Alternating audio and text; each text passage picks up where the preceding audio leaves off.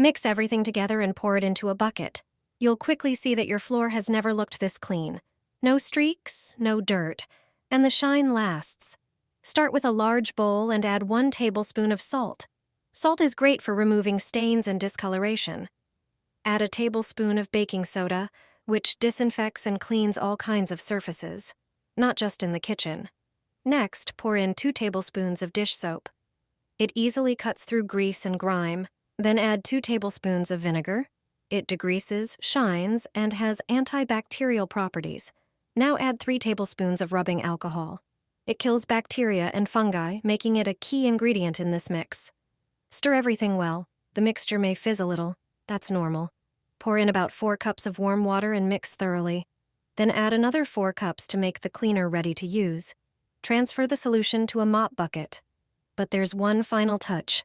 Squeeze in the juice of a lemon. It will leave your floor smelling fresh. Dip your mop, wring it out, and clean your floors as usual. The result? Shiny, spotless floors free from bacteria and dust mites.